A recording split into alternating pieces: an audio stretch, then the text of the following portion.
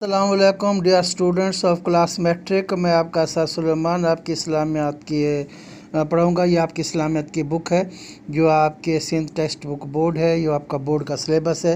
اس کے اندر سورۃ انفال ہے جو میں نے آپ کو شیٹ نمبر 1 اور 2 میں اس کی کچھ آیات بتائی تھیں، ان کا ترجمہ بتایا تھا. انہی کو کنٹینیو کرنے کے لیے اس شیٹ نمبر 3 کے اندر کچھ میں نے آپ کو قرآنی آیات لکھ کر دی ہیں اور اس کا ترجمہ میں آپ کو بک پیج نمبر 24 پر بتاؤں گا، سمجھاؤں گا.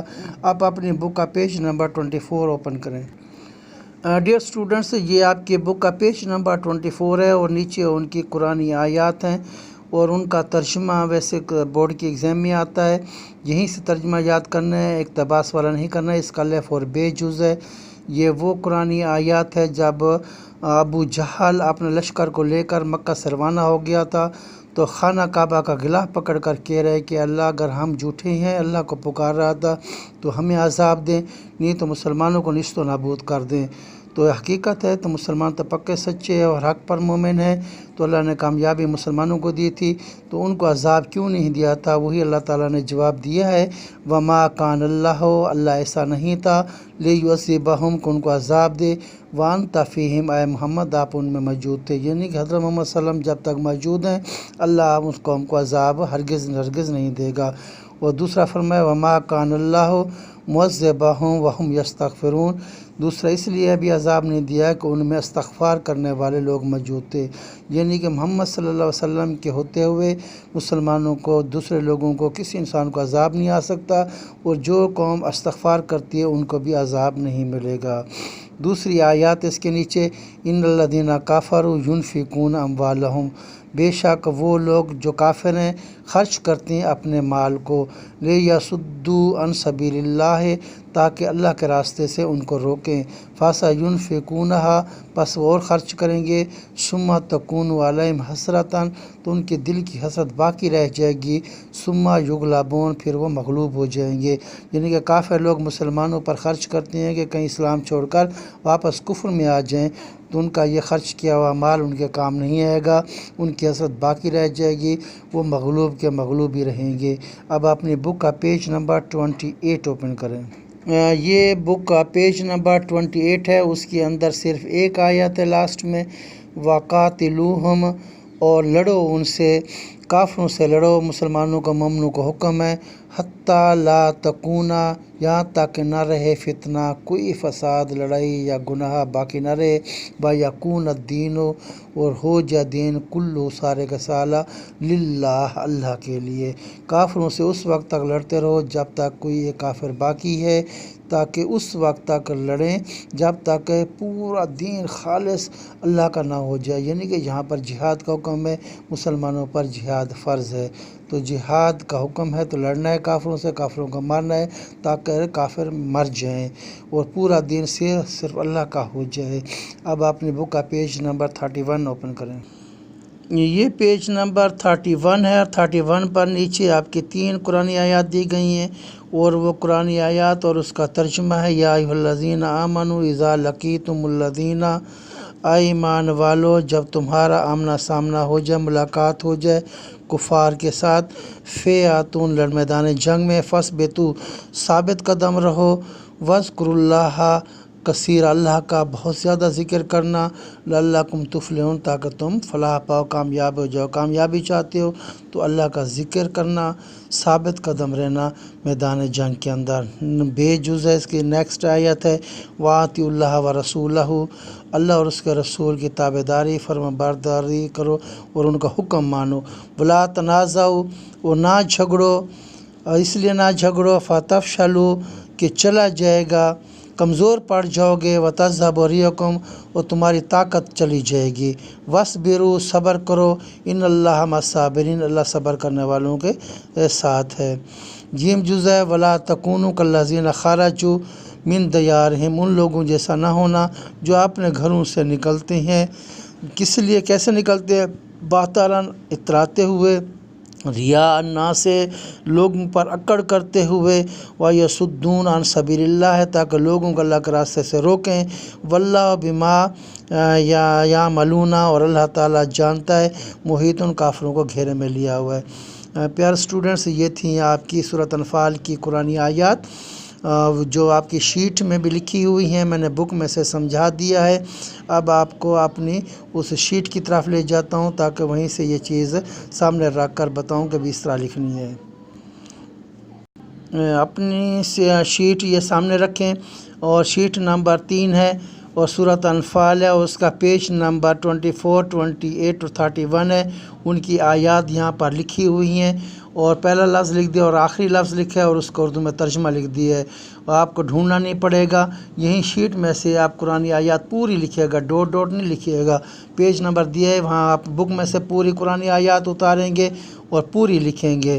اور اس کے بعد اسی طرح ترتیب سے جناب 1، 2، 3، 4، 5 اور 6 یعنی کہ 6 جو میں نے آپ کو بک پیج نمبر 24، 28 اور 31 میں سے جو میں نے بتائی ہیں ترجمے کے ساتھ، وہی ترجمے کے ساتھ یہاں میں نے لکھ بھی دیے شیٹ میں. آپ اسی شیٹ میں سے دے کر اپنے رجسٹر پر اتاریے گا. نئے پیج پر آپ حدیث کی ہیڈنگ دیں گے. میں نے 5 حدیث 1 سے 5 تک آپ کو پہلی شیٹ میں بتا دیا تھا اور اس کے بعد اب شیٹ نمبر 3 میں آپ کو حدیث نمبر 6 بتا رہا ہوں. یہ حدیث نمبر 6 ہے، وہ آپ اپنی بک نکالیے گا. اس میں آپ کو سمجھا رہا ہوں. یہ آپ کی بک پیج نمبر 87 ہوگا. جی بیٹا، یہ آپ کی بک پیج نمبر 87 ہے. حدیث نمبر 6 ہے. حدیث کے الفاظ ہیں: من احب للہ وابغض للہ وعاط للہ ومان للہ فقد استکمل الایمان. من احب للہ، جس نے اللہ کے لیے محبت کی، وعاط للہ وابغض للہ، جس نے اللہ کے لیے بغض رکھا، وعاط للہ، اللہ کے لیے عطا کیا، ومان للہ، اللہ کے لیے روکا، فقد استکمل الایمان، تو اس کا ایمان مکمل ہو گیا. اس کو ایمان کے 4 اصول والی حدیث بھی کہتے ہیں. ایمان کے 4 اصول کون سی ہیں؟ کہ انسان اللہ کے لیے محبت کرے، اور اگر کسی سے بغض رکھے تو اللہ کے لیے، کسی کو کچھ عطا کرے تو اللہ کے لیے، اگر کسی کو روکے تو اللہ کے لیے. 4 ایمان کے اصول ہیں، 1، 2، 3 اور 4. یہ 4 ایمان کے اصول والی حدیث ہے. یہ حدیث آپ 87 پیج سے ہی آپ کاپی کیجئے گا اور اس کا ترجمہ لکھیے گا. اب پیج نمبر آپ کے 87 پر حدیث ہے، وہ حدیث آپ اوپن کریں گے. پیج نمبر 88 پر حدیث نمبر 7 ہے: لیس منا من لم یرحم صغیرنا ولم یوقر کبیرنا. نبی کریم صلی اللہ علیہ وسلم نے فرمایا، وہ ہم میں سے نہیں ہے، میری امت میں سے خارج ہے، جو چھوٹوں پر رحم نہ کرے اور بڑوں کا ادب و لحاظ نہ کرے. اسی پیج پر نیچے حدیث نمبر 8 ہے، مشہور حدیث ہے: الراشی والمرتشی فی النار. رشوت دینے والا اور رشوت لینے والا دونوں جہنمی ہیں اور آگ میں جائیں گے. یہی سا حدیث بھی میں نے آپ کو بتا دیا. پیارے اسٹوڈنٹس، آپ دیکھیے کہ اگلے پیج پر شیٹ کا اگلا پیج نمبر 2 ہے. اس میں حصہ تفصیلی ہے اور یہ آپ کے تفصیلی سوالات کے جوابات ہیں.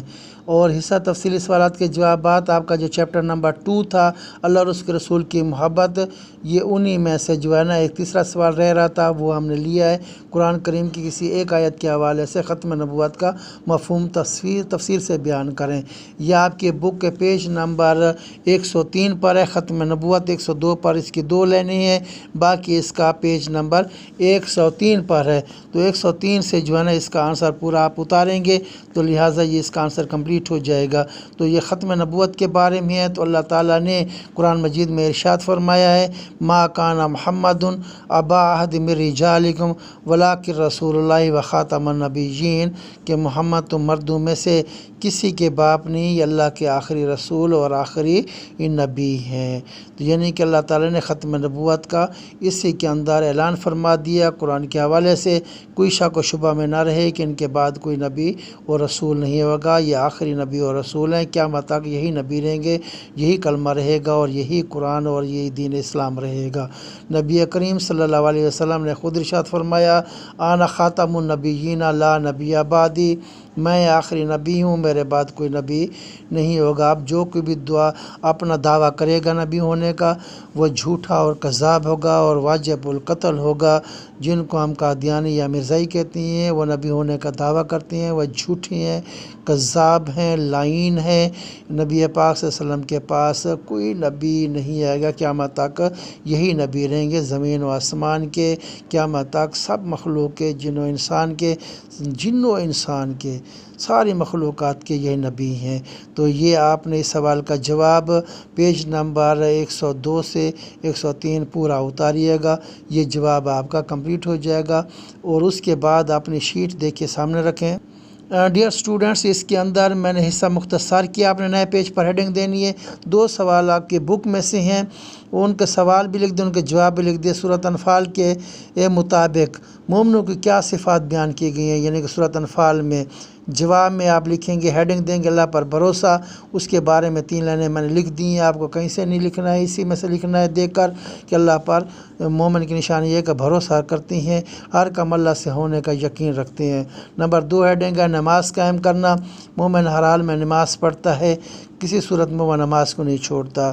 نمبر 3 ہیڈنگ ہے اللہ کی راہ میں خرچ کرنا، مومن جو اللہ کا مال دیا ہوا ہوتا ہے، مما رزقناہم ینفقون، جو مال اللہ نے فرمایا میں نے دیا اس میں سے خرچ کرتے ہیں۔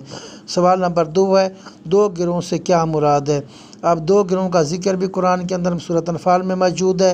جواب میں پہلی ہیڈنگ دیں گے، پہلا گروہ یہ ایک تجارتی قافلہ ہے، یہ حضرت ابو سفیان بعد میں مسلمان ہو گئے تھے، لیکن پہلے یہ مجھ سے اس کلمہ نہیں پڑھا تھا، یہ ملک شام سے اپنا مال تجارت لے کر مدینہ کے راستے مکہ کی طرف آ رہا تھا۔